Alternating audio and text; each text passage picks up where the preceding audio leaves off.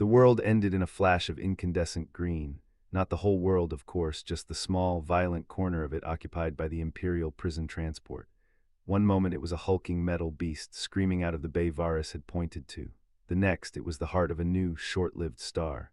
The shockwave rattled the rooftop perch where we lay, a deep, percussive thump that I felt in the marrow of my bones. On it, Arvi had said, and I swear, if an AI could have swagger, his would be legendary. The surprise we had moved into place was a series of shaped plasma charges, hidden in the Undercity's cavernous infrastructure. They had detonated in sequence, peeling the transport's armor away like fruit rind before the final, concussive blast blew it from the sky. It tumbled, trailing smoke and fire, a wounded comet crashing down into the labyrinthine streets below. "Okay, people, that's our cue," I snapped into the comm, my voice rougher than I intended. "Olsen, you're on point. Converge on the crash site, secure the package, expect heavy resistance. Arvi is painting targets for you." "Copy that, Commander," the Terran Fox's voice crackled back, steady as ever. "Moving in." I felt a hand grip mine and I glanced over at Varus. Her knuckles were white, her grip so tight it was almost painful. Her golden eyes were fixed on the plume of black smoke rising from the wreckage, her beautiful face a mask of tension so profound it seemed carved from stone. I squeezed back, attributing it to the adrenaline, the gut-churning anxiety of a plan reaching its most chaotic point. We had talked this through a dozen times, but nothing prepares you for the moment it all goes live. "They'll get them out," I murmured, my thumb tracing a line over the back of her hand.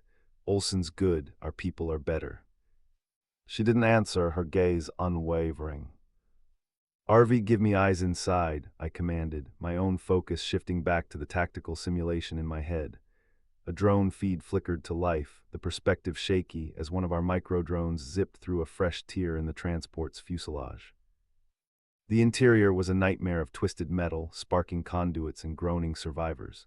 Imperial guards, what was left of them, were either dead or pinned. Deeper inside in the prisoner section, energy cages flickered and died. A few figures were stirring. One of them, a tall Livisk woman with the distinctive silver hair of the northern clans, pushed herself to her feet. "Celii, our target." "We have visual on Celii," I reported, a grim smile touching my lips. "She's alive." Varus let out a shaky breath beside me, a sound of profound relief. But then her body went rigid. Her grip on my hand became a vice. "Wait," she whispered, her voice a thread of sound. "Arvi, zoom in to Celii's left." The drone feed shifted. Another figure was lying half-buried under a collapsed bulkhead. Olsen's team was already cutting through the debris, shouting encouragement. The drone's camera pushed closer, its lens wiping away smoke and dust to focus on a pale face framed by dark, blood-matted hair. The woman's features were delicate, aristocratic, even covered in grime and blood. Varus made a choked, wounded sound like she had been stabbed. A name tore from her lips, not a word, but a wound-given voice. Kaelin. My heart stuttered. I had never heard that name before. I looked from the woman on the screen to the absolute devastation on my girlfriend's face. The mission, the firefight, the entire war faded into a dull, distant roar. There was only the broken sound of Varus's voice and the chilling certainty that the ground had just vanished from beneath my feet. "Varus," I asked, my own voice barely a whisper, "who is that?"